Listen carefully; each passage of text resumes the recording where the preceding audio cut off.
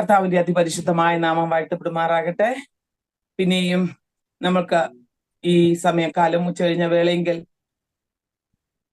വചനദീപ്തി prayer ഫെലോഷിപ്പിലൂടെ കർത്താവിന്റെ നാമത്തെ ഉയർത്തുവാൻ, കുറച്ച് വിഷയങ്ങൾക്ക് വേണ്ടിയൊക്കെ പ്രാർത്ഥിപ്പാൻ ദൈവം നമ്മളെ സഹായിച്ചല്ലോ.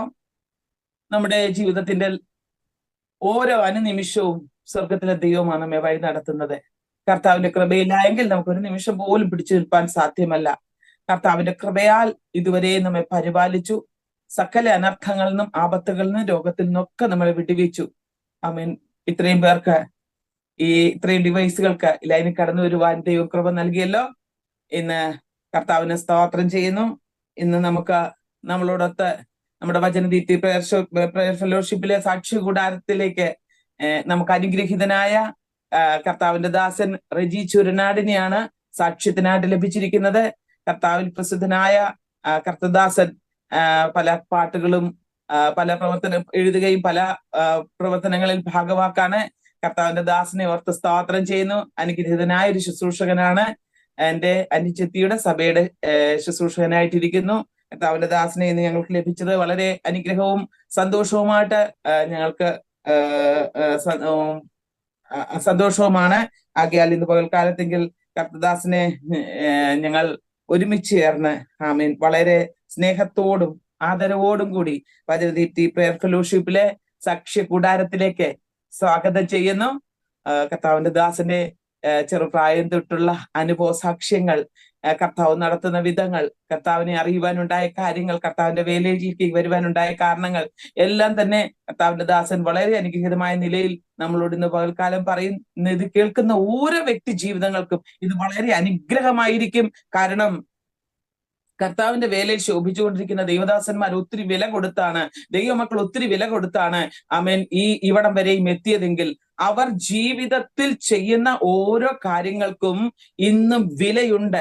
അതുകൊണ്ട് ഇന്ന് പകൽക്കാലം കർത്താവിന്റെ ദാസനെ ക്ഷണിക്കുന്ന ഈ സാക്ഷ്യം കേൾക്കുന്ന പ്രിയപ്പെട്ടവർ ആരും ഇത് സ്കിപ്പ് ചെയ്യാതെ അവസാനത്തോളം കാണണം. മാത്രമല്ല ഇത് നമ്മളുടെ സൂം മീറ്റിങ്ങിലും അതുപോലെ തന്നെ യൂട്യൂബിലും ഇത് അനുഗ്രഹമായി മാറും. ഈ സാക്ഷ്യങ്ങൾ നിങ്ങൾ സബ്സ്ക്രൈബ് ചെയ്യാതെയാണ് കാണുന്നതെങ്കിൽ നിങ്ങൾ സബ്സ്ക്രൈബ് ചെയ്ത് കാണുവാനും കേൾക്കുവാനും മറക്കരുത്. നിങ്ങളുടെ പ്രിയപ്പെട്ടവരിലേക്കൊക്കെ ഒന്ന് ഷെയർ ചെയ്യണം. അനുഗ്രഹീതമായ സാക്ഷ്യം നിങ്ങൾക്ക് പിന്നെയും തുടർന്ന് കേൾക്കുവാൻ ദൈവം അവസരങ്ങളെ ഒരുക്കട്ടെ. നമ്മുടെ സാക്ഷ്യ കൂടാരം ദിനം പ്രതി വർദ്ധിച്ചു വരുവാൻ നിങ്ങളുടെ പ്രാർത്ഥനയും നിങ്ങളുടെ സഹകരണവും ആവശ്യമാണ്. ആകയാൽ തുടർന്ന് കർത്താവിന്റെ ദാസന് സമയം കൊടുക്കുന്ന കർത്താവിന്റെ ദാസനെ ആമേൻ വളരെ സ്നേഹത്തോടും ആദരവോടും കൂടി ക്ഷണിക്കുന്നു. കർത്താവ് ധാരാളമായിട്ട് എല്ലാവരെയും അനുഗ്രഹിക്കട്ടെ. കർത്താവിന്റെ ദാസന് സമയം വേർതിരിക്കുന്നു. കർത്താവ് അനുഗ്രഹിക്കട്ടെ. വളരെ അനുഗ്രഹിക്കപ്പെട്ട നല്ല സമയത്തിനായി കർത്താവിന് സ്തോത്രം ചെയ്യുന്നു. വിശേഷാൽ ഈ മീറ്റിംഗിൽ പങ്കെടുക്കുന്നതിൽ കർത്താവിൽ ഞാൻ സന്തോഷിക്കുന്നു.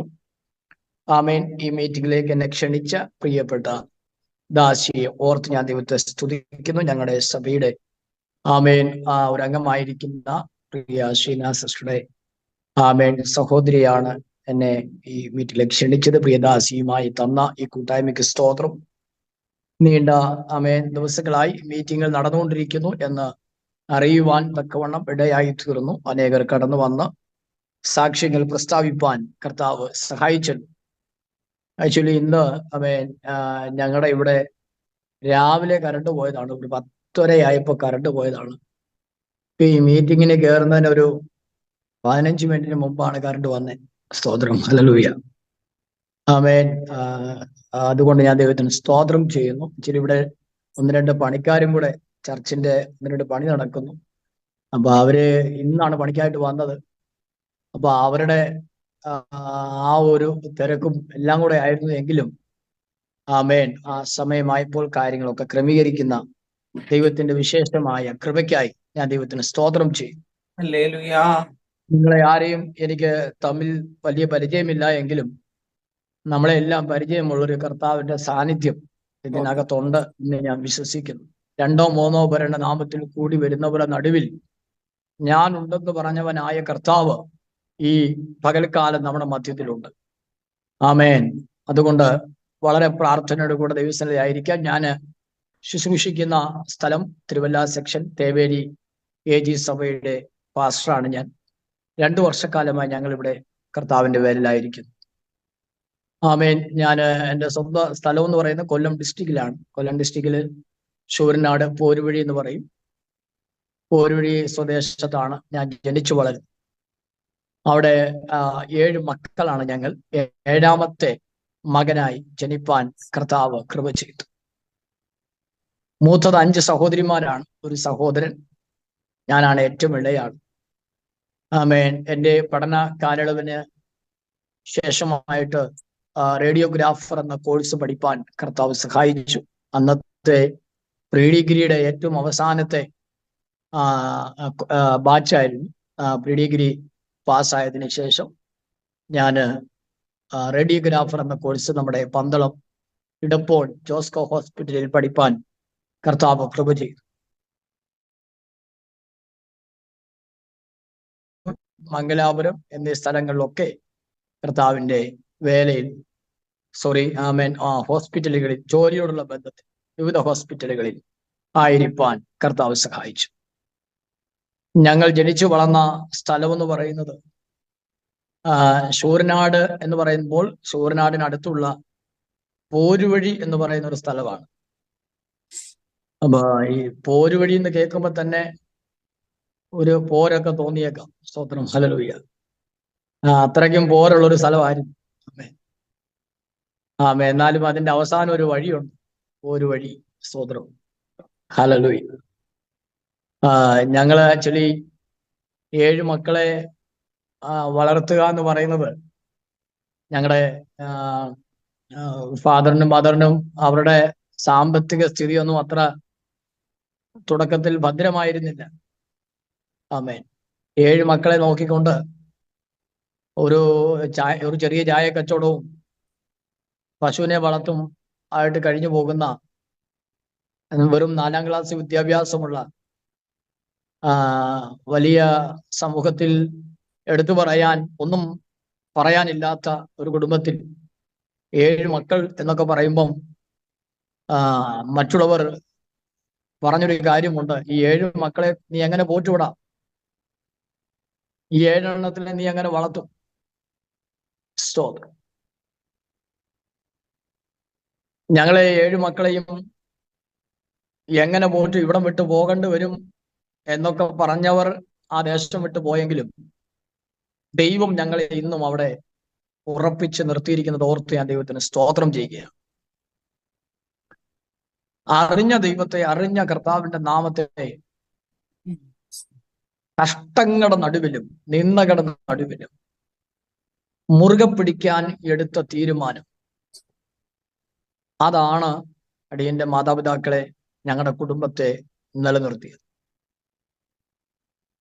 സ്തോത്രം. കഷ്ടങ്ങൾ, ഞെരുക്കങ്ങൾ ഒക്കെ ഒത്തിരി ഉണ്ടായിരുന്നെങ്കിലും ദൈവം അതിന്റെ നടുവിലും വിശ്വസ്തയോടെ ദേശത്ത് കർത്താവിന്റെ നാമത്തെ ഉയർത്തുവാൻ തുടങ്ങിയപ്പോൾ ദൈവത്തിന്റെ അസാധാരണമായ പ്രവൃത്തികൾ, കരുതലുകൾ കാണാനിടയായി. ഞാൻ ഓർക്കുന്നുണ്ട്, ഞങ്ങളുടെ ചെറിയ പ്രായത്തിൽ നടന്ന ഒരു മീറ്റിങ്ങിൽ ഈ പോരുവഴി എന്നൊക്കെ പറയുമ്പം ജാതീയമായ ഒരു ദേശം, ജാതീയമായ ഇരുളിൻ്റെതായ ശക്തികളൊക്കെ ആമേൻ വളരെ ശക്തമായി പ്രബലപ്പെട്ട് നിൽക്കുന്ന ഒരു മണ്ഡലം. ആവിചാരം ചെയ്ത് തകർക്കുവാൻ ശക്തമായ പദ്ധതികൾ അല്ലെങ്കിൽ അതിനുവേണ്ടി മുന്നോട്ട് ഇറങ്ങിത്തിരിച്ച വ്യക്തികൾ. ദൈവത്തിന്റെ ആത്മാവ് ഞങ്ങൾക്കത് വെളിപ്പെടുത്തിയ സാഹചര്യങ്ങളുണ്ട്. ഞങ്ങളെ നശിപ്പിക്കുവാൻ, തകർക്കുവാൻ, ഞങ്ങളെ അവിടുന്ന് ഓടിച്ചു കളയുവാൻ. കാരണം പ്രാർത്ഥിക്കുന്നവരുടെ എക്കാലത്തും ഒരെതിർപ്പ്, അത് സ്വാഭാവികമായി മാനസിക എതിർപ്പല്ല, മാനുഷിക എതിർപ്പിനേക്കാൾ ഉപരിയായി അവരുടെ പിന്നിൽ വ്യാപരിക്കപ്പെടുന്ന ഒരു പൈശാചിക മണ്ഡലമുണ്ട്. അത് പ്രാർത്ഥിക്കുന്നവരെ എങ്ങനെങ്കിലും ദേശത്തുനിന്ന് ഓടിക്കുക. പ്രാർത്ഥിക്കുന്നവർ ഉള്ളിടത്ത് പിശാചിനെ ചലിക്കാൻ പറ്റത്തില്ല. പ്രാർത്ഥന ഉയരുന്നിടത്ത് ശത്രു മണ്ഡലങ്ങൾക്ക് ചലിക്കാൻ കഴിയില്ല. അന്ധകാര മേഖലകൾക്ക് അവരുടെ പ്രവൃത്തികൾ ചെയ്തെടുക്കാൻ സാധിക്കില്ല. അവരുടെ പ്രവൃത്തി എന്താണ്? ഇരുട്ടിൽ ഒരു കൂട്ടം ജനത്തെ പിടിച്ചിടുക, അവന്റെ അടിമത്തത്തിലിടുക. എന്നാൽ ദൈവമക്കളമിലുള്ള നിയോഗം എന്താണ്? ചിലരെ തീയിൽ നിന്ന് വലിച്ചെടുക്കുക, വെള്ളത്തിൽ നിന്ന് വലിച്ചെടുക്കുക. പുതിയ നിയമത്തിൽ ഒരു ചെറുപ്പക്കാരനായ ഒരു കുഞ്ഞിനെ ആ കുഞ്ഞിന്റെ അപ്പൻ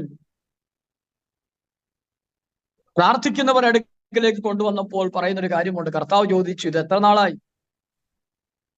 അപ്പോൾ ആ പിതാവ് യേശുവിന്റെ അടുക്കൽ പറഞ്ഞ കാര്യമാണ്,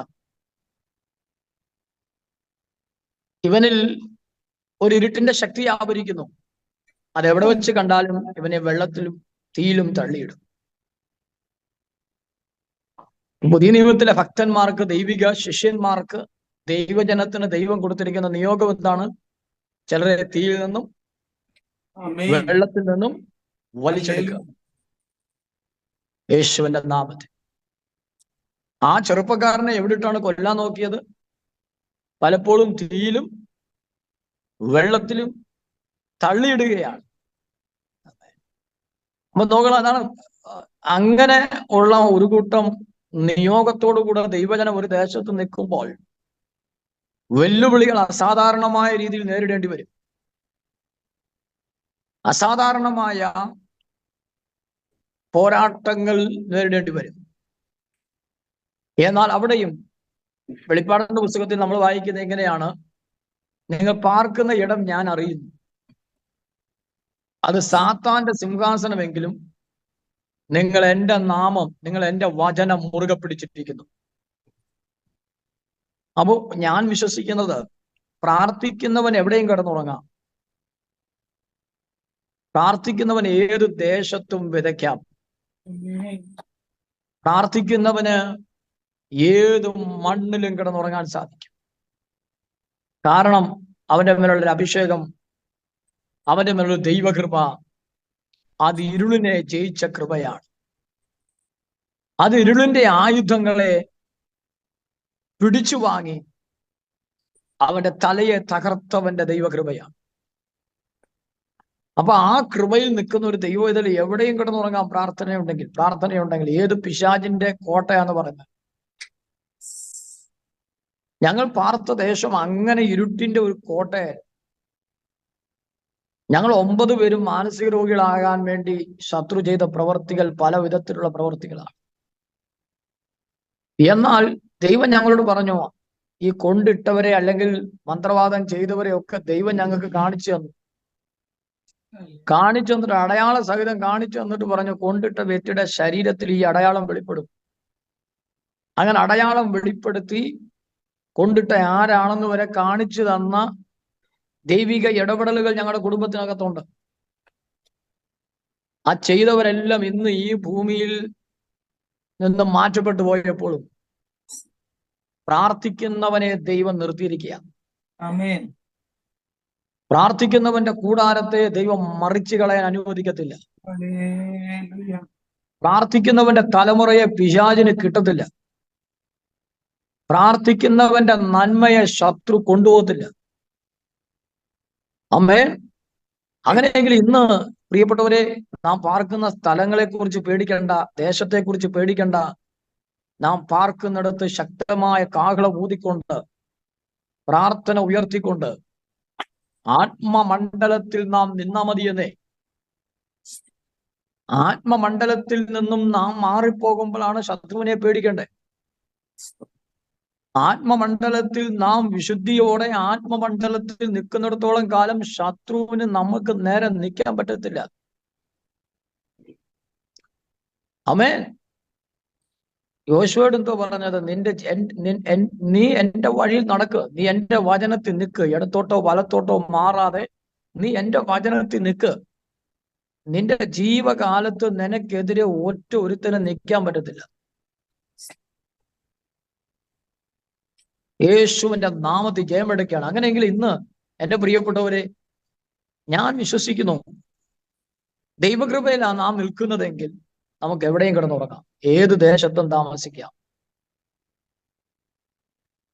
ഞങ്ങൾ ആ ദേശത്ത് ദൈവം നിർത്തി. ഒരു വിദ്യാഭ്യാസം ഇല്ലാത്ത എൻ്റെ പിതാവിനെ ദൈവം വിദേശത്തേക്കുള്ള വഴിയൊരുക്കി. ഇന്ന് പപ്പ 5ഉം 6ഉം ഭാഷകളിൽ സംസാരിക്കും. ആമേൻ. സ്തോത്രം. ഒരു പൊട്ടനെ പോലെ, പൊട്ടിയെ പോലെ ദൈവത്തിൽ വിശ്വസിച്ച് ദൈവത്തിന്റെ വചനം അനുസരിച്ച് നിന്നാ മതിയെന്നേ. ഈ ലോകത്തിൽ ഒത്തിരി ജ്ഞാനം ഒന്നുമില്ലെങ്കിലും ദൈവം ഉയർത്തേണ്ടടുത്ത് നമ്മെ ഉയർത്തിയിരിക്കും. ദൈവം മാനിക്കേണ്ടടുത്ത് ദൈവം നമ്മളെ മാനിച്ചിരിക്കും. അങ്ങനെ ഞങ്ങളെ 7 മക്കളെയും വളരെ കഷ്ടങ്ങളിൽ വളർത്തി. 7 മക്കളെയും വിദ്യാഭ്യാസം ചെയ്യാനും അവർക്ക് ആവശ്യമായ വിവാഹങ്ങൾ കഴിപ്പിക്കാനും അവരുടെ ഭാവിക്ക് വേണ്ടത് എല്ലാം എൻ്റെ മാതാപിതാക്കൾക്ക് ദൈവം കൊടുത്തു. രാത്രിയാമങ്ങളൊക്കെ എഴുന്നേറ്റിരുന്ന് പ്രാർത്ഥിക്കുന്ന പ്രാർത്ഥന, എൻ്റെ മാതാവിന്റെ കണ്ണുനീരും പ്രാർത്ഥനയും, അതൊക്കെ ഞങ്ങൾക്കൊരു മാതൃകയായിരുന്നു. ഞങ്ങളെ ഭയഭക്തിയിലാണ് ദൈവം, ഞങ്ങളുടെ മാതാപിതാക്കൾ ഞങ്ങളെ വളർത്തിയത്. രാത്രി പ്രാർത്ഥന ഇല്ലെങ്കിൽ, രാവിലെ പ്രാർത്ഥന ഇല്ലെങ്കിലൊക്കെ ഭയങ്കര പ്രശ്നമായിരുന്നു. അമ്മ അതിൽ സ്ട്രിക്റ്റ് ആയിട്ടാണ് ഞങ്ങളെ വളർത്തിയത്. അങ്ങനെ വളർത്തിയത് കൊണ്ടാണ് ഇന്ന് ഞങ്ങൾ കർത്താവിന്റെ വേലയിൽ നിൽക്കുന്നത്. എൻ്റെ പ്രിയപ്പെട്ടവരെ, ദൈവം നിർത്തി. ഇന്നും മാതാപിതാക്കൾ ആയുസ്സോടെ ആരോഗ്യത്തോടെ ഇരിക്കുന്നു. ശാരീരികമായ വാർദ്ധക്യത്തിന്റെ ക്ഷീണങ്ങളൊക്കെ അവർക്കുണ്ടെങ്കിലും അവരും കർത്താവ് ബലപ്പെടുത്തി നിർത്തിയിരിക്കുന്നു. പല സ്ഥലങ്ങളിൽ സഹോദരിമാരൊക്കെ വിവാഹം കഴിച്ച് കടന്നുപോയി. ആമേൻ.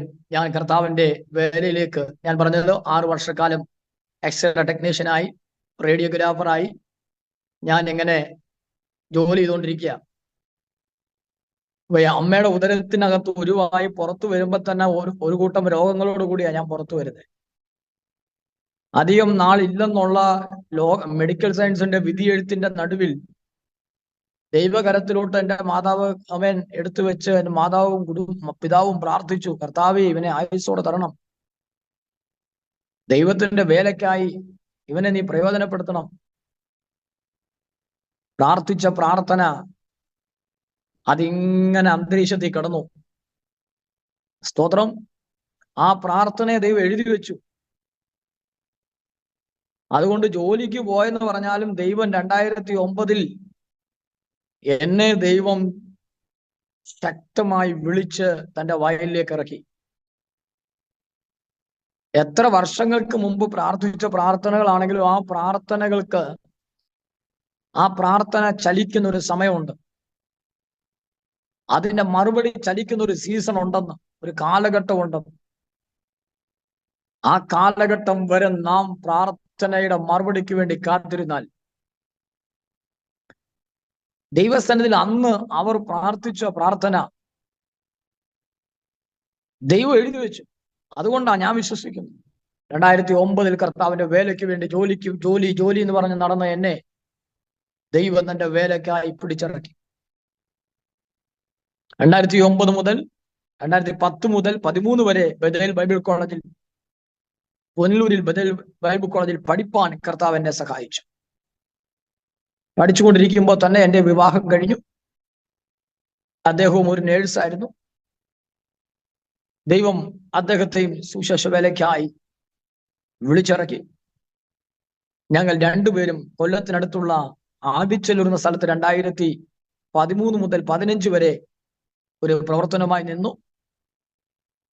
അതിനുശേഷം 6 വർഷക്കാലം ഞാൻ മാവേലിക്കര സെക്ഷനിൽ ഒരു സഭയുടെ AG സഭയുടെ ശുശ്രൂഷകനായി പ്രവർത്തിച്ചു. ഇപ്പോൾ ലാസ്റ്റ് 2 വർഷമായി തേവേരി AG സഭയുടെ ശുശ്രൂഷകനായി ഞാൻ പ്രവർത്തിക്കുകയാണ്. 6ാം ക്ലാസ്സിലും അതേപോലെ 1ാം ക്ലാസ്സിലും പഠിക്കുന്ന 2 പെൺപൈതങ്ങളെ കർത്താവ് ഞങ്ങൾക്ക് തരാനിടയായി. എൻ്റെ പ്രിയപ്പെട്ടവരെ, 2015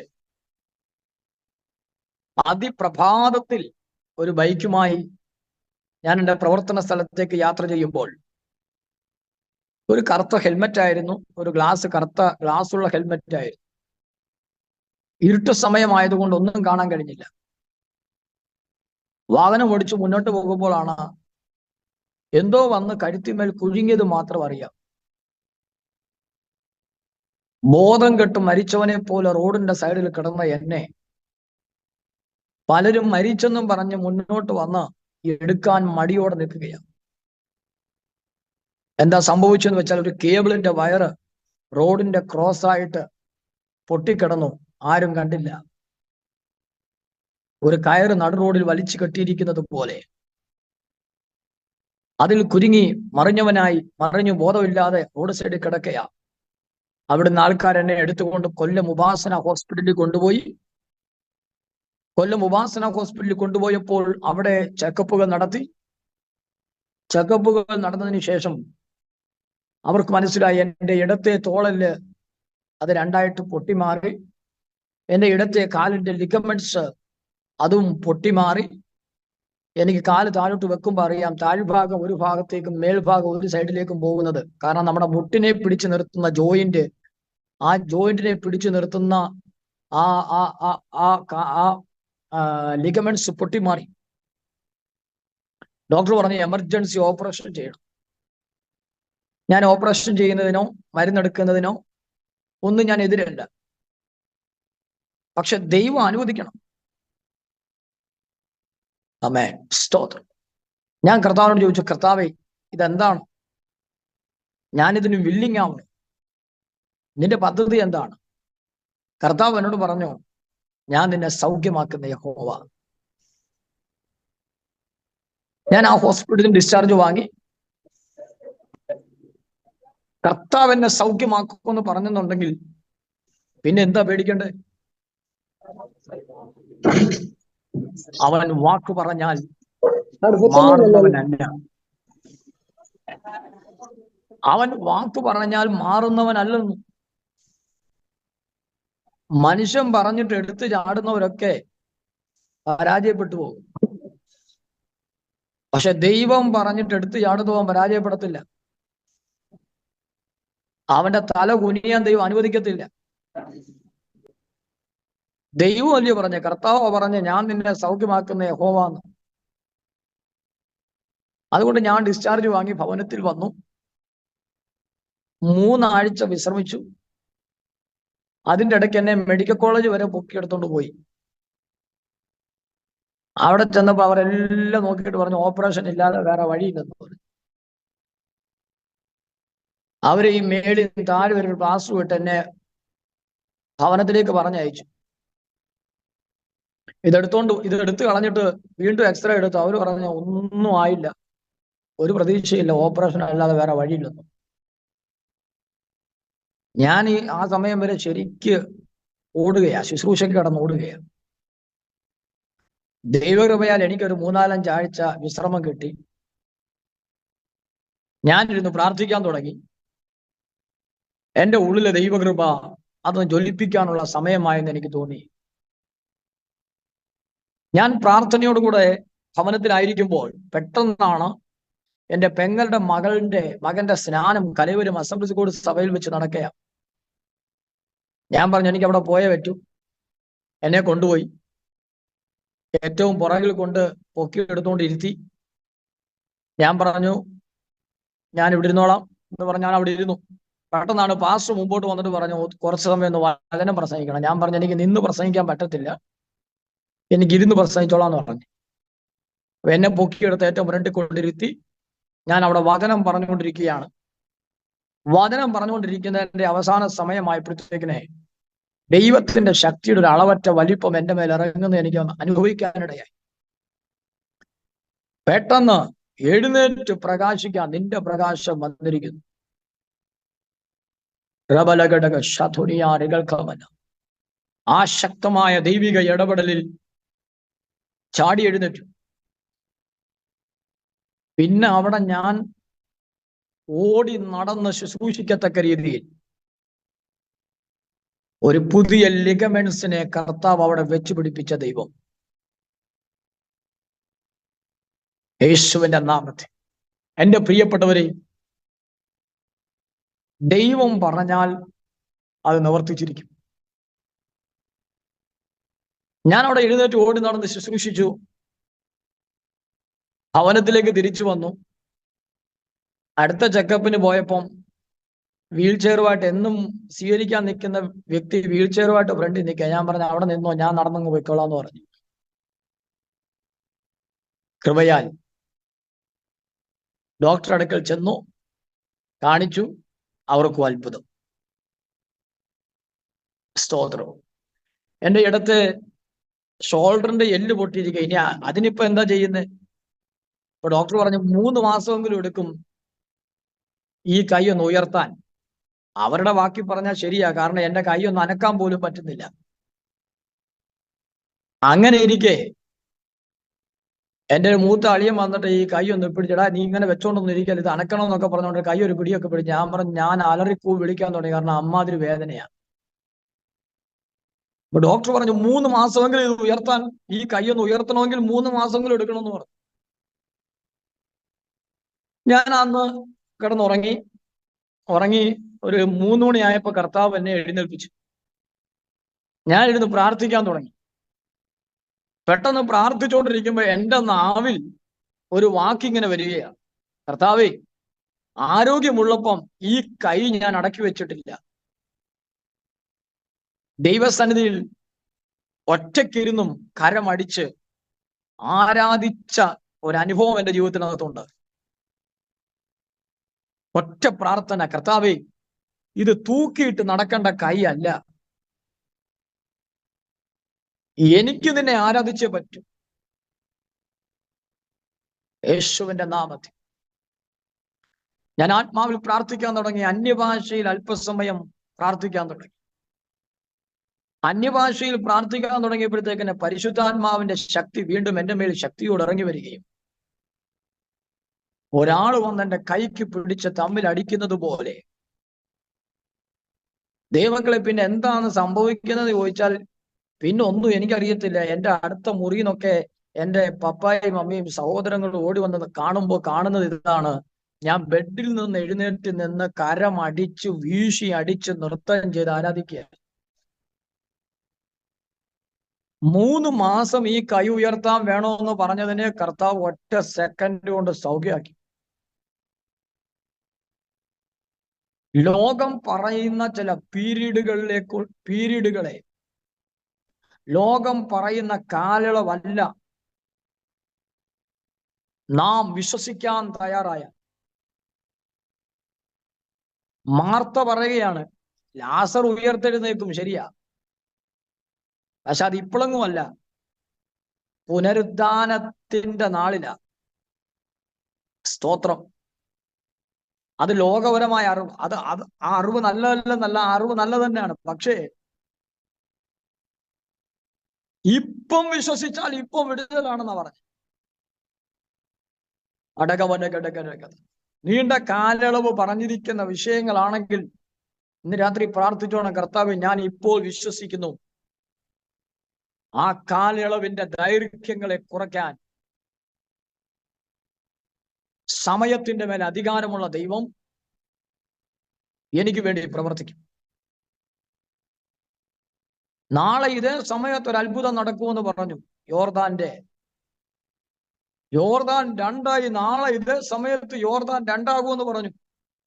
ശമരിയുടെ മണ്ണിൽ നിന്നുകൊണ്ട് പ്രവാചകനെ കൊണ്ട് പറയിപ്പിച്ചു, നാളെ ഇതേ സമയത്ത് ഈ ശമരിയുടെ പട്ടണത്തിന്റെ വാതിക്കൽ ഒരു അത്ഭുതം നടക്കും. വിശ്വസിക്കാൻ പറ്റത്തില്ലായിരുന്നു, കാരണം വർഷങ്ങൾ എടുത്താലും ഈ സ്ഥിതിക്ക് മാറ്റം വരുത്തില്ലെന്ന് പറഞ്ഞുകൊണ്ടിരിക്കുക. വർഷങ്ങൾ എടുത്താലും നിന്റെ സ്ഥിതിക്ക്, നിന്റെ കുടുംബത്തിന്റെ സ്ഥിതിക്ക്, തലമുറയുടെ സ്ഥിതിക്ക് മാറ്റം വരാൻ പോകുന്നില്ല എന്ന് ചിന്തിച്ചിരിക്കുന്നെങ്കിൽ കർത്താവ് പറയുകയാണ്, കർത്താവിന് അത്രയും വർഷങ്ങളൊന്നും വേണ്ട.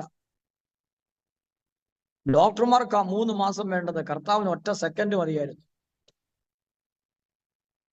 കർത്താവ് ഒറ്റ സെക്കൻഡ് കൊണ്ട് സൗഖ്യമാക്കി. കണ്ണടച്ച് ഉറക്കുന്നതിന് മുമ്പ് കൈയുടെ കെട്ടിനെ കർത്താവ് അഴിച്ചു. ആ ഒടിഞ്ഞ് മാറിയിരിക്കുന്ന അസ്ഥിയെ കർത്താവ് ചേർത്ത് വെച്ചു. ഇന്നും കരമടിച്ച് ആരാധിക്കത്തക്ക രീതിയിൽ ഇന്നും ഈ കാലുകൊണ്ട് അനേക ഇടങ്ങൾ ഓടുവാൻ എന്റെ കർത്താവ് എന്നെ ബലപ്പെടുത്തിക്കൊണ്ടിരിക്കുകയാണ്. എന്റെ പ്രിയപ്പെട്ടവരെ, ഞാൻ വിചാരിച്ച പ്രശ്നങ്ങളൊക്കെ അവിടെ കൊണ്ടൊക്കെ തീർന്നെന്നായി എത്തിച്ച്. പിന്നെ അത് കഴിഞ്ഞും ശുശ്രൂഷയ്ക്ക് ഓടാൻ തുടങ്ങി. എന്നാൽ മാവേലിക്കര വന്നപ്പോൾ 2018 വലിയ വെള്ളപ്പൊക്കത്തിന്റെ സമയത്തിന് മുമ്പ് എന്റെ ഇടത്തെ കാലിന് വീണ്ടും ഒരു വേദന കടന്നു വരികയും ആ വേദന വല്ലാത്ത പ്രതിസന്ധിയായി മാറിയെന്ന് വെച്ചാൽ ആ വേദന വരുന്നതിന് ഒരു 3 ദിവസം മുമ്പ് കർത്താവ് എന്നെ കാണിച്ചു. ഞാനൊരു ഓപ്പറേഷൻ തിയേറ്ററിൽ കിടക്കുന്നതും അതിനുശേഷം ഞാൻ കർത്താവിന്റെ വേലയ്ക്ക് വേണ്ടി വീണ്ടും ഇറങ്ങി പുറപ്പെടുന്നതും ഒരു ദർശനം ദൈവം എന്നെ കാണിച്ചു. ഞാൻ ഈ ദർശനമൊക്കെ കണ്ടു കഴിഞ്ഞാണ് ഇങ്ങനെ ഒരു വേദന എനിക്ക് സ്റ്റാർട്ട് ചെയ്തത്. ഹോസ്പിറ്റലിൽ പോയി ചെക്കപ്പ് നടത്തി. ചെക്കപ്പ് നടത്താനുള്ള കാരണം എന്ന് വെച്ചാൽ എനിക്ക് ഇരിക്കാൻ പറ്റത്തില്ല, നടക്കാൻ പറ്റത്തില്ല, കിടക്കാൻ പറ്റത്തില്ല. ഇത് 3 ചെയ്യാൻ സാധിക്കത്തില്ല. കാല് കുത്തി നടക്കാൻ പറ്റത്തില്ല, ഇരിക്കാൻ പറ്റത്തില്ല, കിടക്കാൻ പറ്റത്തില്ല. ഇത് 3 കൂടെ പറ്റാത്ത അവസ്ഥ ഒന്ന് ആലോചിച്ച് നോക്കി. 13 രാത്രികളിൽ ഞാൻ ഉറങ്ങിയില്ല. ചർച്ചിന്റെ ജനലിൽ കടിച്ചു പിടിച്ച് ഞാൻ വേദനകൾ സഹിച്ചു. ഡോക്ടർമാർ പരിശോധിച്ചപ്പോഴാണ് മനസ്സിലായത് നട്ടലിന്റെ ഇടയ്ക്ക് ഒരു ഞരമ്പ് ബൾജായിട്ട് കിടക്കുകയാണ്. മേജർ ഓപ്പറേഷൻ ചെയ്യണം. ആ സമയത്താണ് എന്നെ നന്നായി അറിയും, എന്നെ നന്നായി പുലർത്തും എന്റെ പ്രാണനായകനേശു, അമ്മയോ മനിക്കുമ്പോൾ അപ്പൻ താലോലിക്കുമ്പോൾ എന്നെ നാഥൻ വഴി നടത്തും. ആ പാട്ട് എൻ്റെ ആ പ്രതിസന്ധിയുടെ ഘട്ടങ്ങളിൽ കർത്താവ് തന്ന പാട്ടാണ്. ഇന്ന് 13ഓളം പാട്ടുകൾ എഴുതുവാൻ പുറത്തു വരാൻ കർത്താവ് സഹായിച്ചു. ആ ഒരു പ്രതിസന്ധിയാണ് എന്നെ പാട്ടിന്റെ ഫീൽഡിലേക്ക് എന്നെ നയിച്ചത്. എനിക്ക് പാട്ടുമായിട്ടൊരു ബന്ധമില്ല, കീബോർഡ് അറിയില്ല, പാട്ട് പാടാൻ അറിയത്തില്ല, പാട്ടിന്റെ സംഗതി ചോദിച്ചാൽ ഇന്നും അറിയത്തില്ല. പക്ഷെ ദൈവം ഇത്രയും ഗാനങ്ങളിലേക്ക് ഒരു ഗാനങ്ങളിലേക്ക് വന്നപ്പോഴത്തേക്കും എന്റെ അഡ്രസ്സ് മാറാൻ തുടങ്ങി. എന്റെ അഡ്രസ്സിനെ ചേഞ്ച് ചെയ്തു കർത്താവ്.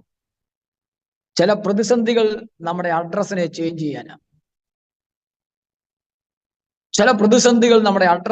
ചെയ്യാനാ. വിശ്വസിച്ചോ? ആമേൻ. ഞാൻ ആ വേദന സഹിച്ച് വൈക്കം ഇൻഡോ അമേരിക്കൻ ഹോസ്പിറ്റലിലേക്ക് എന്നെ കൊണ്ടുപോകുമ്പോൾ അവിടെ ചെക്കപ്പ് നടത്തിയപ്പോൾ ഡോക്ടർമാർ പറയുകയാണ്, ഇനി ഈ കാലും കൊണ്ട് നടക്കുന്നത് വളരെ പ്രയാസമാണ്. കാരണം കാല് തളർന്നു പോകും, ഓർമ്മശക്തി നഷ്ടപ്പെട്ടു പോകും. എന്നാൽ കർത്താവ് എന്നെ കാണിച്ചൊരു ദർശനമുണ്ട്. ഞാൻ വീണ്ടും കർത്താവിന്റെ വേലയിൽ പ്രയോജനപ്പെടുന്നു.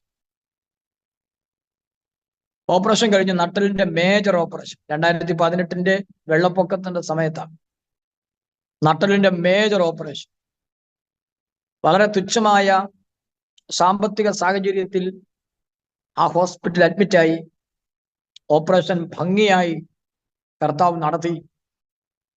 2ാമത്തെ ദിവസം തനിയെ കാലുകൊണ്ട് നിവർന്നെഴുന്നേക്കാൻ ഇന്നും അതിന്റെ ഒരു പ്രയാസവും കൂടാതെ മുട്ടിമേലിരുന്ന് ആരാധിക്കത്തക്ക രീതിയിൽ ഈ കാലുകൾ കൊണ്ട് ഇന്നും കർത്താവിന് വേണ്ടി വേല ചെയ്യത്തക്ക രീതിയിൽ, ഓടത്തക്ക രീതിയിൽ അസ്ഥികൾക്ക്, കാലിന് ദൈവം ബലം തന്ന് നിർത്തിയിരിക്കുന്നത് ഓർത്ത് ഞാൻ ദൈവത്തിന് സ്തോത്രം ചെയ്യുകയാണ്.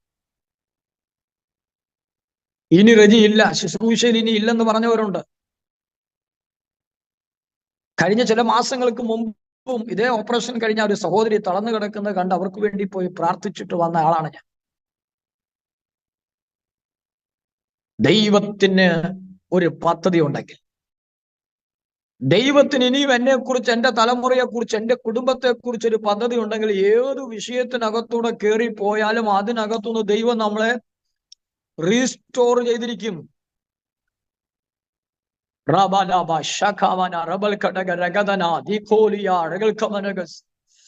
യേശുവിന്റെ നാമത്തിൽ ജയമെടുക്കുകയാ.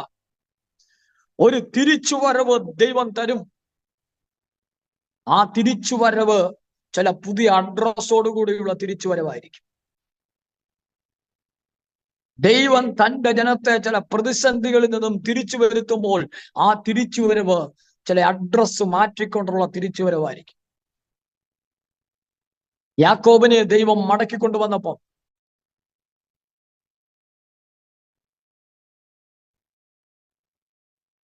യാക്കോബിന്റെ വേദനയുടെ കാലഘട്ടം കഴിഞ്ഞിട്ട് യാക്കോബിന്റെ അഡ്രസ്സ് മാറ്റിയില്ലയോ? യാക്കോബ് എന്നുള്ളത് ഇസ്രായേലായി മാറിയില്ലയോ? യെസ്. ഇന്ന് രാത്രി പരിശുദ്ധാത്മ ഈ പകൽക്കാലം വ്യക്തമായി പറയുന്നു, നിങ്ങളുടെ അഡ്രസ്സിനെ മാറ്റണമെന്നുണ്ടെങ്കിൽ ദൈവം ചില പ്രതിസന്ധിയിലൂടെ കയറ്റിവിടണം. അതുകൊണ്ടല്ലേ കർത്താവ് പറയുന്നത്, അവൻ ദോഷങ്ങളാൽ പരീക്ഷിക്കത്തില്ല. അത് ദോഷമെന്ന് ശത്രുക്കൾക്ക് തോന്നാം.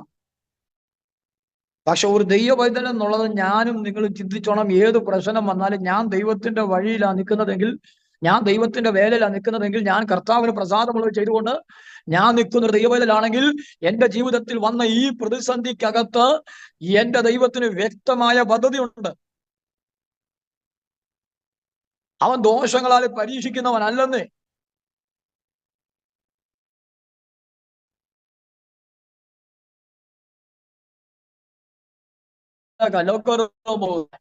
ചില പുതിയ വെളിപ്പാടുകൾ തരാൻ, നിന്നെ ചിലത് പുതിയത് പഠിപ്പിക്കാൻ, ദൈവത്തിന്റെ മഹത്വത്തെ, ദൈവത്തിന്റെ കൃപകളെ ആഴമായി വിരിച്ചറിയുവാൻ, നിന്റെ അനുഭവത്തിലൂടെ കടന്നു പോകുന്ന അനേകരെ നീ പോയി ബലപ്പെടുത്താൻ, അനേകരുടെ ഹൃദയങ്ങൾക്ക് തണുപ്പ് പകരാൻ. യെസ്. ഇന്ന് പകൽ അത് വിശ്വസിക്കുക.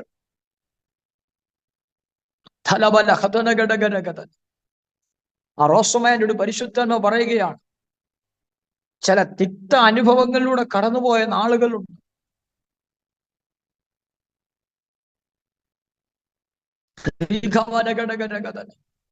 കർത്താവ് പറയുക, അതിന്റെ മുറിവുകൾ ഇന്ന് ഉണങ്ങിയിട്ടുണ്ടോ എന്ന് ചോദിച്ചാൽ അത് വേണ്ട രീതിയിൽ ഉണങ്ങിയിട്ടില്ലെങ്കിലും ആ മുറിവുകളിന്മേൽ ഒരു പൂർണ്ണമായ വിടുതൽ കർത്താവ് ഈ കാലഘട്ടത്തിൽ തരും. ഈ മുറിവുകൾ വന്നത്, ഈ തിക്താനുഭവങ്ങൾ ജീവിതത്തിൽ വന്നത് ഒരു ദൈവപ്രവർത്തിക്കായിട്ടെന്ന് ദേശത്ത് സാക്ഷ്യം വഹിക്കുവാൻ,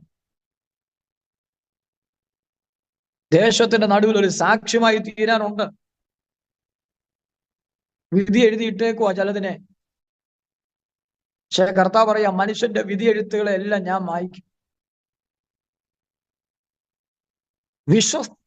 നമ്മുടെ ഒക്കെ ജീവിതത്തിൽ ശ്രദ്ധിക്കേണ്ട ഒരു കാര്യമുണ്ട്. നമ്മൾ വിശ്വസ്തരായി നിൽക്കണം. നമ്മുടെ പ്രതിസന്ധികളുടെ വലിപ്പമല്ല കാര്യം, നമ്മുടെ വിശ്വസ്തതയാണ്. ഞാൻ എത്ര വലിയ പ്രശ്നങ്ങളിലൂടെ കടന്നു പോയാലും എന്റെ അകത്ത് ഉള്ള ഒരു വിശ്വസ്തതയ്ക്ക് ഭംഗം വരാതെ ദൈവത്തിന്റെ സമയത്തിനായി ഞാൻ കാത്തിരുന്നാൽ, ദൈവം ഉയർത്തുന്ന സമയത്തിനായി ഞാൻ കാത്തിരുന്നാൽ, ആ ഉയർച്ചയെ തടയാൻ ഒരു പിശാചിനോ മന്ത്രവാദിക്കോ പറ്റത്തില്ല. അടകമന ഘടകരകഥന അരകാലകൾ കടകെട്ടി. ദൈവം ഒരുവനെ ഉയർത്തിയാൽ, ദൈവം നമ്മെ ഉയർത്താൻ തുടങ്ങിയാൽ അതിന്റെ പിന്നിൽ മനുഷ്യനല്ല ദൈവത്തിന്റെ കരമാണെന്നുണ്ടെങ്കിൽ ഏത് മന്ത്രവാദിക്കാണ്, ഏത് അസൂയക്കാരനാണ്, ഏത് പിശാചിനാണ് നിൽക്കാൻ പറ്റുന്നത്?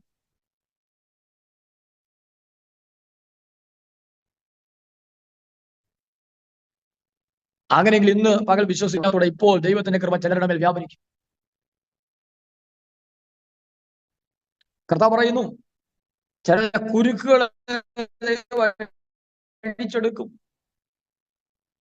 വിശ്വസിച്ച് ചില തലമുറയുടെ ഭാവിയുടെ കുരുക്കുകൾ ഇന്ന് കർത്താവ് അഴിക്കട്ടെ. അധ്വാനത്തിന് പോകേണ്ടതിനെയൊക്കെ പിശാചി ബന്ധിച്ചിട്ടിരിക്കുന്നത്, നന്മ കൊണ്ടുവരേണ്ടതിനെയൊക്കെ പിശാച് ഒരിടത്തേക്ക് ഒതുക്കിയിട്ടിരിക്കുന്നത് പോലെ ഈ സൂമിനകത്ത് അങ്ങനെയുള്ള ചില വിടുതലുകൾ ഇപ്പോൾ സംഭവിക്കട്ടെ. ആ കെട്ടഴിയട്ടെ. പ്രാർത്ഥിച്ചോണം. ദൈവത്തിന് പ്രവർത്തിക്കാൻ കഴിയുമെന്നേ. 2018 ആ വലിയൊരു പ്രയാസത്തിലൂടെ കടന്നുപോയെങ്കിലും ഇന്നും കർത്താവിന്റെ വേലയ്ക്ക് വേണ്ടി ഓടുവാൻ ദൈവം എനിക്ക് ശക്തി തരിക. വിശ്വസിച്ചാൽ നീ ദൈവത്തിന്റെ മഹത്വം കാണും.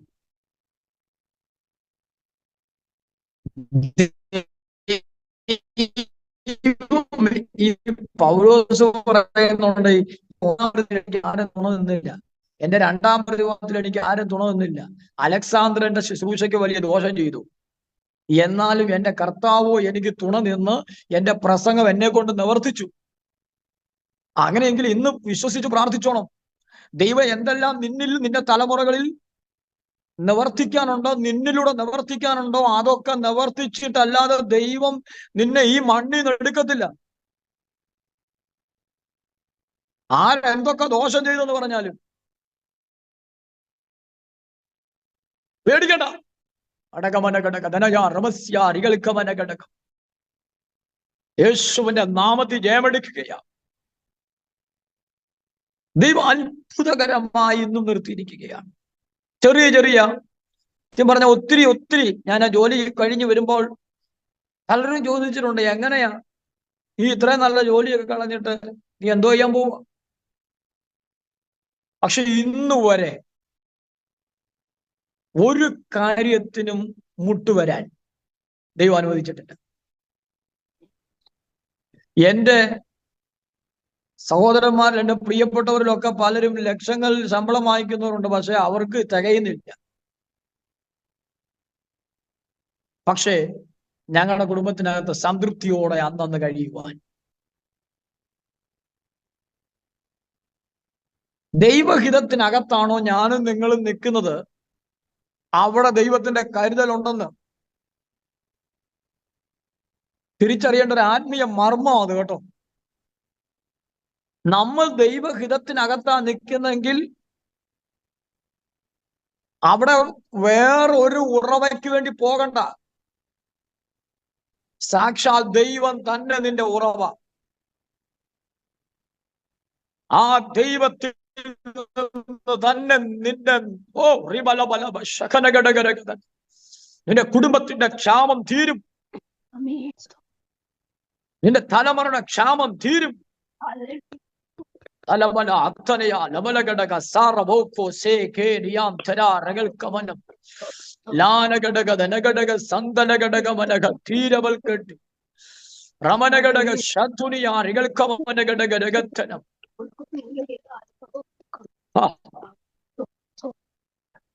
ദൈവഹിതത്തിനകത്ത് അബ്രഹാം ദൈവഹിതത്തിനകത്ത് നിന്നു. എനിക്ക് വചനങ്ങളൊക്കെ എടുത്ത് പറയണമെന്നുണ്ട്, പക്ഷെ പരിശുദ്ധാത്മാവിന്റെ ഒഴുക്കനുസരിച്ച് ഞാനങ്ങ് പോവാ.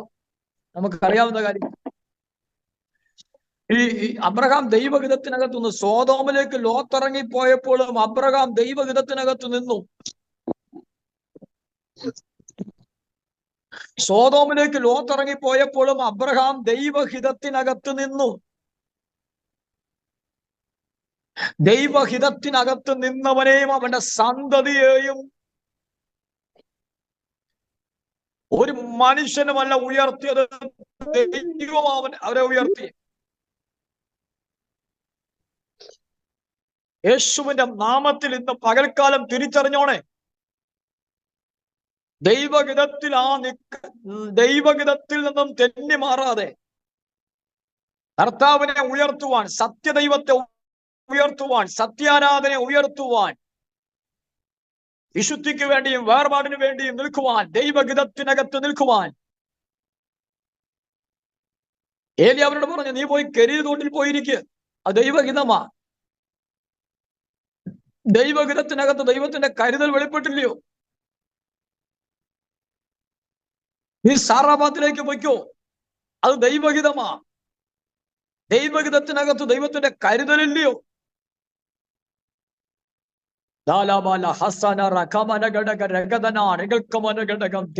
കെട്ടി യേശുവിന്റെ നാമത്തിൽ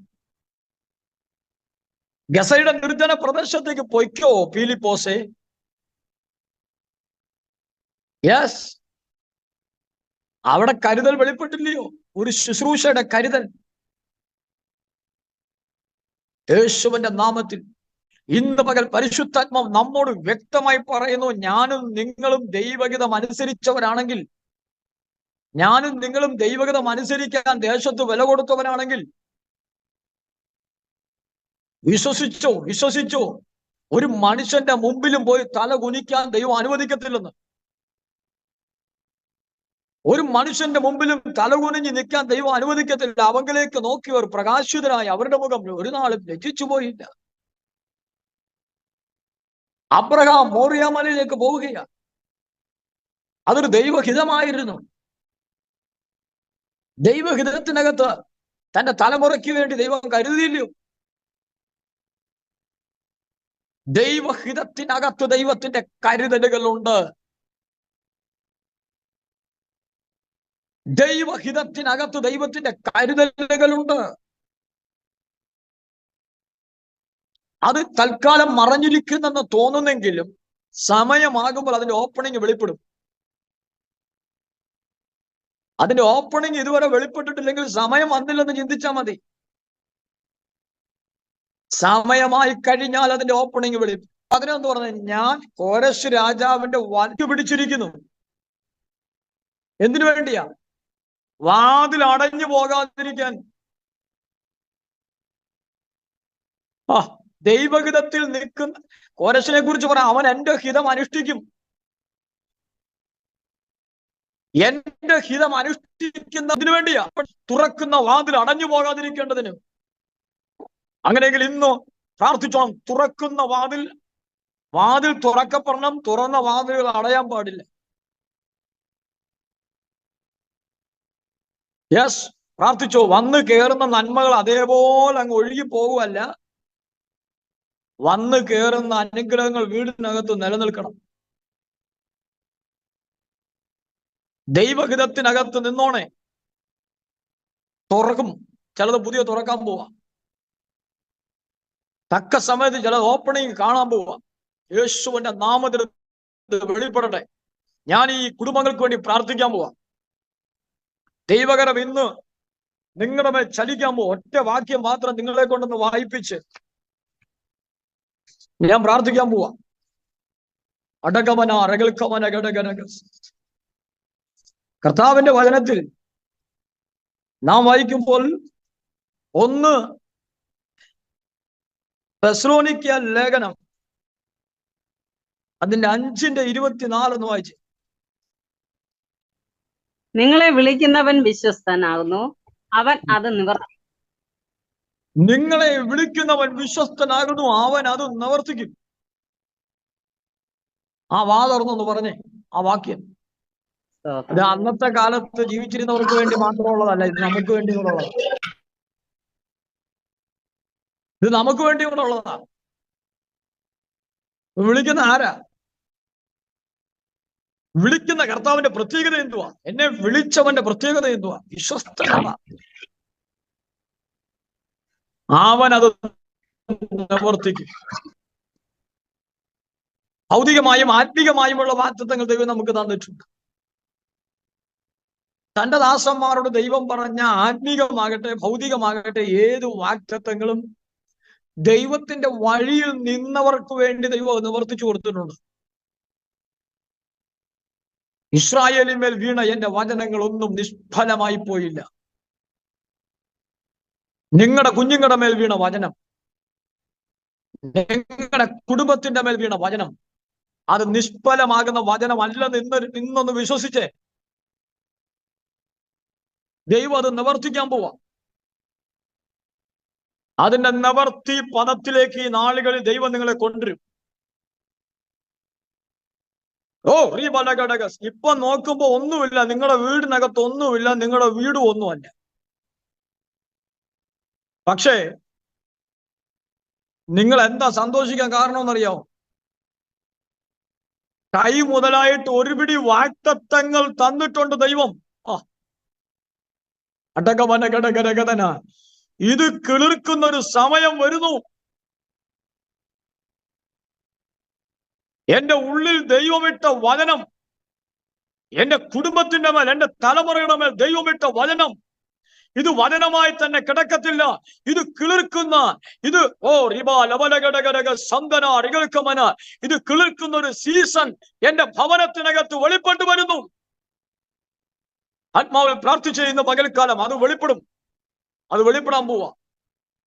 അത് വെളിപ്പെടാൻ പോവാ. അതിന്റെ വെളിപ്പെടലിനെ ആര് തടയാൻ നോക്കിയാലും നടക്കത്തില്ല. അത് വെളിപ്പെടും. കാത്തിരിക്കുന്നവന് വേണ്ടി ദൈവം അത് ചെയ്യും. വിശ്വസ്തരായി നിൽക്കുന്നവന് വേണ്ടി ദൈവം അത് ചെയ്യും. ഈ നാളുകളിൽ എവിടുന്ന് പുകച്ച് നിന്നെ തകർക്കാൻ നോക്കുന്നുവോ അവിടെ തന്നെ ദൈവം അത് ചെയ്യും.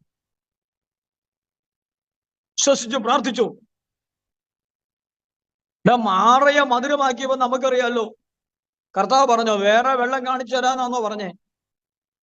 അല്ലല്ലോ. നിങ്ങളെ കൊണ്ട് ഞാൻ ഈ വെള്ളം തന്നെ കുടിപ്പിക്കും.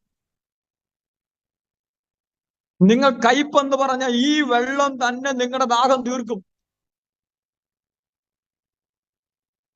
കയ്പെന്ന് പറഞ്ഞതിനെ കൊണ്ട് തന്നെ ദൈവം നിങ്ങളെ കൊണ്ട് നന്മ അനുഭവിപ്പിക്കും. അതെന്നും കയ്പായി കിടക്കത്തില്ല. നിന്റെ തലമുറ എന്നും കയ്പായി കിടക്കത്തില്ലെന്ന്. നിന്റെ കുടുംബം എന്നും കയ്പായി കിടക്കത്തില്ല. നിന്റെ കുടുംബജീവിതം എന്നും കയ്പല്ല. നിന്റെ ശുശ്രൂഷയിൽ എന്നും കയ്പ് അനുഭവിക്കാൻ ദൈവം അനുവദിക്കത്തില്ല. ആ കയ്പിന്റെ സീസണിനെ ചേഞ്ച് ചെയ്യുന്ന ഒരു മഹത്വം വ്യാപരിക്കുന്ന സമയം. അതാ പറയുന്നു, സാധ്യതകൾ ഒത്തിരി മുമ്പിൽ തെളിഞ്ഞു വന്നിട്ടും പുറത്തു വരാൻ സാധിക്കാതെ അടയ്ക്കപ്പെട്ടു പോയ മേഖലകൾ. എന്നാൽ അവിടുന്ന് ഞാൻ നിന്നെ ഈ നാളുകളിൽ പുറത്തെടുക്കാൻ ആഗ്രഹിക്കുകയാണ്. ചില വിശേഷമായ കൃപകൾ തന്ന്, വചനജ്ഞാനം തന്ന്, വെളിപ്പാടുകൾ തന്ന് ദൈവത്തിന് നടത്താൻ. എവിടെ ആത്മീയമായ ഒരു ഉന്നമനം വെളിപ്പെടണമെന്ന് ആഗ്രഹിക്കുന്നുവോ അവിടെ അതിനുവേണ്ടി മുന്നോട്ട് സ്റ്റെപ്പ് വെച്ച് കയറി വരുമ്പോൾ വെല്ലുവിളികൾ ഉയർത്തിക്കൊണ്ട്, മറ്റു പല മേഖലകളിൽ വെല്ലുവിളികൾ ഉയർത്തിക്കൊണ്ട് നിൽക്കുന്ന അവസ്ഥ. അത് ആത്മീയ ഏകാഗ്രതയെ കെടുത്തിക്കളയാനുള്ള പൈശാചിക പദ്ധതികളാണ്. അതിനെ തിരിച്ചറിഞ്ഞ് ആത്മാവിൽ അതിനെ വെട്ടിക്കേറി ആത്മമണ്ഡലത്തിലുള്ള ഏകാഗ്രതയിൽ തന്നെ മുന്നോട്ട് പോകാൻ ദൈവാത്മാവ് ഇടപെടുകയാണ്. ഞാൻ കരുതി വച്ചിരിക്കുന്ന ചില കരുതലുകളുണ്ട്. തക്ക സമയത്ത് അതിന്റെ മേൽ അത് വെളിപ്പെടും. ഇസഹാക്കിന് വേണ്ടി ദൈവം കരുതിയില്ലയോ? ദൈവം കരുതും. ദൈവം നോക്കിക്കോളൂ എന്നാ പറഞ്ഞ. ദൈവം നോക്കിക്കോളൂ. അബ്രഹാം പറഞ്ഞ മറുപടി എന്നെ മറുപടിയാ. ഞാൻ കഴിഞ്ഞ ദിവസക്കാലം ധ്യാനിച്ചപ്പോ എന്നെ ഒത്തിരി ചിന്തിപ്പിച്ചു. ദൈവം നോക്കിക്കോളൂ. മനുഷ്യൻ നോക്കിക്കൊള്ളുമെന്നോ, ഇപ്പാപ്പ നോക്കിക്കൊള്ളുമെന്നോ, അമ്മാച്ച നോക്കിക്കൊള്ളുമെന്നോ, ചാർച്ചക്കാർ നോക്കിക്കൊള്ളുമെന്നോ പറഞ്ഞല്ല. ഹോമയാഗത്തിനുള്ള മൃഗം എവിടെ നിന്ന് ചോദിച്ചപ്പോ, മോൻ ചോദിച്ചപ്പോ അപ്പം കൊടുക്കുന്ന മറുപടിയാണ് ദൈവം നോക്കിക്കോളൂ. അങ്ങനെയെങ്കിൽ ദൈവം നോക്കുന്നുണ്ടെന്ന് പറ. ദൈവം നോക്കുന്നുണ്ട്. ദൈവം നോക്കിക്കൊണ്ടിരിക്കുക. ദൈവം ചിലത് ക്രമീകരിച്ചുകൊണ്ടിരിക്കുക. ദൈവം ചിലത് ഒരുക്കിക്കൊണ്ടിരിക്കുക. ദൈവം ചിലത് ഒരുക്കി വെച്ചിരിക്കുക. അത് വെളിപ്പെടും. ഭീതിയില്ല, ഭയമില്ല, വിചാരങ്ങളില്ല, ആകുലങ്ങളില്ല. കാരണം ദൈവം നോക്കിക്കൊള്ളും. എന്റെ ഉത്തരവാദിത്വം ദൈവത്തിന്റെ കയ്യിലാ. എന്റെ കുഞ്ഞുങ്ങളുടെ ഉത്തരവാദിത്വം ദൈവത്തിന്റെ കയ്യിലാ. പറ. എന്റെ തലമുറയുടെ ഉത്തരവാദിത്വം ദൈവത്തിന്റെ കയ്യിലാ. ഒരു നിമിഷം ഒന്ന് പ്രാർത്ഥിച്ചാണ് എല്ലാവരും. കർത്താവേ, കൈവിടപ്പെട്ടു പോകാനിടയാകരുത്. കർത്താവിന്റെ വരവിൽ കാണണം. ഇവിടെ എന്ത് കിട്ടി, ഇവിടെ എന്ത് ഉടുത്തു, ഇവിടെ എന്തെല്ലാം സമ്പാദിച്ചു എന്നുള്ളതല്ല വിഷയം. എന്റെ കർത്താവിന്റെ വരവിൽ കാണണം. എന്റെ കർത്താവിന്റെ വരവിൽ എനിക്ക് എടുക്കപ്പെടണം. ഇന്ന് പകൽക്കാലം എന്റെ കുറവുകൾ ശുദ്ധീകരിക്കപ്പെടട്ടെ. ആരോടെങ്കിലും ക്ഷമിക്കാനുണ്ടെങ്കിൽ ക്ഷമിക്കട്ടെ. ആരോടെങ്കിലും എന്റെ ഉള്ളിൽ കയ്പുണ്ടെങ്കിൽ ആ കയ്പെല്ലാം മാറിപ്പോട്ടെ. കർത്താവ് എന്റെ കുടുംബത്തിനകത്ത്, എന്റെ ദൈവസഭയ്ക്കകത്ത് എന്നെ പ്രയോജനപ്പെടുത്തണമേ. പ്രാർത്ഥിച്ചാട്ട്. എന്റെ ദേശത്ത് എന്നെ പ്രയോജനപ്പെടുത്തണമേ. അനേകരെ കർത്താവിലേക്ക് നടത്തുവാൻ, അനേകർ ബന്ധിക്കപ്പെട്ട് കിടക്കുന്ന അവരുടെ ബന്ധനങ്ങൾ അഴിക്കുവാൻ, അവരുടെ രോഗങ്ങളെ സൗഖ്യമാക്കുവാൻ, അവരെ പിശാച് ആക്രമിക്കുന്നെങ്കിൽ ആ ആക്രമണങ്ങളിൽ അവരെ വിടുവിച്ചെടുക്കുവാൻ അടിയനെ സമർപ്പിക്കുന്നു. അടിയനെ ഉപയോഗിക്കണമേ. ഒരു ജ്ഞാനമില്ല എനിക്ക്, ഒരു കഴിവില്ല, ഈ ലോകപ്രകാരം വലിയ അറിവില്ല എനിക്ക്. പക്ഷെ എങ്കിലും കർത്താവേ, ഞാനിതാ അപ്പന്റെ കരത്തിലേക്ക് എന്നെ തരികയാ. എന്നെ ഒന്ന് ഉപയോഗിക്കണമേ. എന്റെ തലമുറകൾ എന്റെ ശുശ്രൂഷയിലൂടെ വിടുവിക്കപ്പെടട്ടെ. എന്റെ പ്രാർത്ഥനയിലൂടെ അവർ വിടുവിക്കപ്പെടട്ടെ. കർത്താവെ, എന്നെ കരങ്ങളെടുക്കണമേ. ഒന്ന് പ്രാർത്ഥിക്കാം. യേശുവേ, ഈ ഡിവൈസിലുള്ള എല്ലാവർക്കും വേണ്ടി, ഈ മിനിസ്ട്രിക്ക് വേണ്ടി ഞാൻ പ്രാർത്ഥിക്കുന്നു. ഈ പറഞ്ഞ വചനങ്ങളും സാക്ഷ്യങ്ങളും അവരുടെ ജീവിതത്തിൽ വലിയ മാറ്റങ്ങൾ കൊണ്ടുവരട്ടെ. കർത്താവിന് വേണ്ടി ഇനിയും ശക്തിയോട് ഉപയോഗിക്കപ്പെടാൻ ഇടയാകും. യേശുവിന്റെ നാമത്തിൽ തന്നെ. ആമേൻ, ആമേൻ, ആമേൻ. സ്തോത്രം. കർത്താവ് എല്ലാവരെയും അനുഗ്രഹിക്കട്ടെ. Thank you pastor. Hallelujah. God bless you. ഇത്രയും സമയം നമ്മളോടുത്ത ആമേൻ തന്റെ സാക്ഷ്യങ്ങളും അപ്പോൾ തന്നെ ദൈവവചനത്തിൽ നിന്നും നമ്മോടൊക്കെയും വ്യക്തിപരമായ ആലോചനകളും അറിയിപ്പാൻ കർത്താവിന്റെ ദാസനെ സ്വർഗത്തിലെ ദൈവം ഉപയോഗിച്ചല്ലോ. എനിക്ക് വളരെ സന്തോഷമായ ഒരു കാര്യം താനിങ്ങനെ പറഞ്ഞു, ചില പരിശോധനകൾ നമ്മുടെ അഡ്രസ് ചേഞ്ച് ചെയ്യും. പ്രിയപ്പെട്ടവരെ, അത് തികച്ചും സത്യമായ കാര്യമാണ്. കർത്താവിന്റെ ദാസന്റെ സാക്ഷ്യം കേട്ടുകൊണ്ടിരുന്നപ്പോൾ ഞാൻ ചിന്തിക്കുകയായിരുന്നു, എന്റെ ജീവിതത്തിൽ എന്റെ കാലിന്റെ ലിഗമെന്റ് പൊട്ടിയും എന്റെ ജീവിതത്തിൽ വയ്യാത്ത അവസ്ഥകളിലും ദൈവം നടത്തി ഓരോരുത്തരും സാക്ഷ്യം പറയുമ്പോൾ അതെല്ലാം എന്റെ ജീവിതത്തിലുണ്ട്. അപ്പൊ ഞാൻ ചിന്തിക്കുകയായിരുന്നു, ഇന്ന് ആ വാക്ക് എന്റെ ഹൃദയത്തെ വളരെ സ്പർശിച്ചു. ആമേൻ. ഓരോ ശോധനകളും നമ്മുടെ ജീവിതത്തെ ദൈവം മാറ്റിമറിച്ചുകൊണ്ടിരിക്കുകയാണ്. ദൈവിക പദ്ധതികൾ നമ്മുടെ ജീവിതത്തിൽ വെളിപ്പെട്ടുകൊണ്ടിരിക്കുകയാണ്. അതുകൊണ്ട് ഇന്ന് പകൽക്കാലം ആരും ക്ഷീണിച്ച് തളർന്നു പോകരുത്. ആരും പരിശോധനകളുടെ നടുവിൽ ക്ഷീണിക്കരുത്. ആ പൊന്നു മൂശയിൽ കൊണ്ട് വെച്ചിട്ട് തട്ടാനോട് ചോദിച്ചാൽ തട്ടാൻ പറയും, ഇതിന് എന്റെ കയ്യിൽ ഈ പൊന്നിനെ തീക്കകത്ത് വെച്ചിരിക്കുകയും ഊതുകയും ചെയ്യുന്നതിന്റെ പിൻപിൽ എനിക്കൊരു ഉദ്ദേശ്യമുണ്ട്. പൊന്ന് അവിടെ ഇരുന്നോണ്ട് എങ്ങനെങ്കിലും ഒന്ന് പുറത്ത് വന്നാൽ മതിയായിരുന്നു. എനിക്ക് പറ്റുന്നില്ല എന്ന് പറഞ്ഞ് അത് നിലവിളിക്കുമ്പോൾ, തട്ടാന്റെ മുഖത്തേക്ക് ദയനീയമായി നോക്കുമ്പോൾ, നമ്മെ നിർമ്മിച്ച നല്ല തട്ടാനുണ്ടല്ലോ, നമ്മെ നിർമ്മിച്ച നല്ല ശില്പിയുണ്ടല്ലോ, അവനവ കടത്തിവിടുന്ന പരിശോധനകൾ നമ്മുടെ ജീവിതത്തിൽ അത് തിന്മയ്ക്കല്ല നന്മയ്ക്കായിട്ടാ.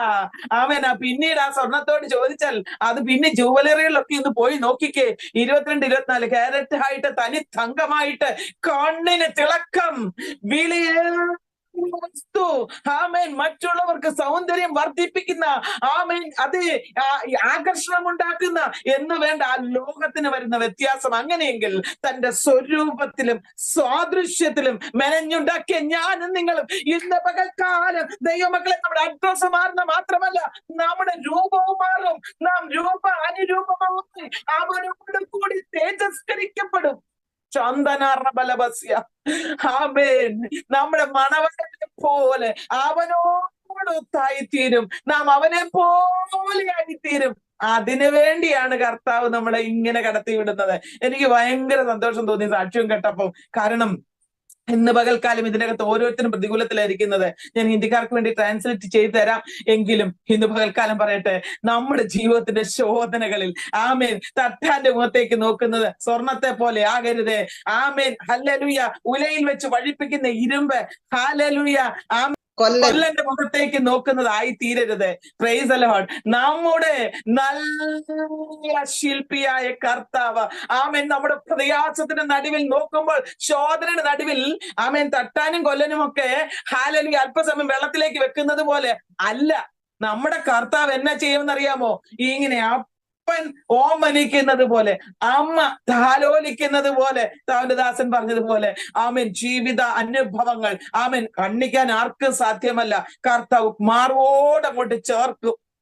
എന്റെ ജീവിതത്തിന്റെ അനുഭവങ്ങൾ ഞാൻ ഒത്തിരി പാട്ടുകൾ, ഞാനൊരു 10-75 പാട്ട് എഴുതിയിട്ടുണ്ട്. പക്ഷെ 10, 15, 20 എണ്ണമേ പബ്ലിഷ് ആക്കാൻ പറ്റിയിട്ടുള്ളൂ. ബാക്കിയെല്ലാം എവിടെയൊക്കെയോ ആരൊക്കെയോ പാടുന്നുണ്ട്. പക്ഷെങ്കിൽ എനിക്കറിയില്ല ആരൊക്കെയാ പാടുന്നത്. കിട്ടുന്നവർക്കെല്ലാം അങ്ങ് കൊടുത്തിരുന്നു. ഞാൻ ട്യൂണും പാസ്റ്റർ പറഞ്ഞ പോലെ ഇതിന്റെ ഫീൽഡിലൊന്നും അല്ലായിരുന്നെങ്കിലും ആമേ കൃപയാൽ ഇന്ന് അനേകർക്ക് ആശ്വസിക്കാൻ ഇടയാക്കി. അതുകൊണ്ട് ഞാൻ പറയും, ഇങ്ങനെ അങ്ങോട്ട് കർത്താവ് എടുത്തിട്ട് മാറോട് ചേർത്തിട്ട് അങ്ങോട്ട് താലോലിക്കും. അയ്യോ, ആ സുഖം വേറൊന്നാ കേട്ടോ. കരഞ്ഞു കൂവി കലങ്ങി വിഷമിക്കുന്ന ഒരു കുഞ്ഞിനെ ആമേനത് ഈശോപ്പടക്കൻ എന്റെ അമ്മ മാറോട് ചേർക്കുമ്പോൾ ആ കുഞ്ഞിനുണ്ടാകുന്ന ആശ്വാസം അപ്പോഴും അത് ഏങ്ങലടിച്ചുകൊണ്ടിരിക്കും. നാം ഈ ഭൂമിയിൽ ഏങ്ങലടിക്കുന്ന യുവക്കളെ, കരച്ചിലില്ലാത്ത, ദുരിതമില്ലാത്ത, ദുഃഖമില്ലാത്ത ഒരു രാജ്യം നമുക്ക് വേണ്ടി ഒരുക്കിയിരിക്കുക. അതുകൊണ്ട് ചില പരിശോധനകളുടെ നടുവിൽ തളരരുത്, ചില പരിശോധനകളുടെ നടുവിൽ പതറരുത്. ചില പരിശോധനകൾ നമ്മെ ഒരു പടി കൂടി ഉയർത്തിയിട്ട് നമ്മുടെ സകല നാമത്തിലും മേലായ നാമമുള്ളവൻ, ഹല്ലേലൂയ, നമ്മുടെ പേരിനെയും ഉയർത്തി നമ്മുടെ അഡ്രസ്സിനെയും തിരുത്തി കുറിച്ച് നമ്മെ മാനിക്കുന്ന ദൈവമാ. കർത്താവിന് സ്തോത്രം ചെയ്യുന്നു. അഭിഷിക്ത ദൈവദാസനെ നമ്മുടെ നടുവിൽ കൂട്ടിവരുത്തിയതിനായിട്ട് ഞാൻ സ്തോത്രം ചെയ്യുന്നു. കർത്താവിന്റെ പകൽക്കാലം വ്യക്തമായി നമ്മോട് സംസാരിച്ചല്ലോ. ആമേൻ. കർത്താവിന്റെ ദാസനെയും അവരുടെ വേലകളെയും ഓർത്ത് നമുക്ക് സ്തോത്രം ചെയ്യാം. ഒരു നിമിഷം നമുക്ക് പ്രാർത്ഥിക്കാം.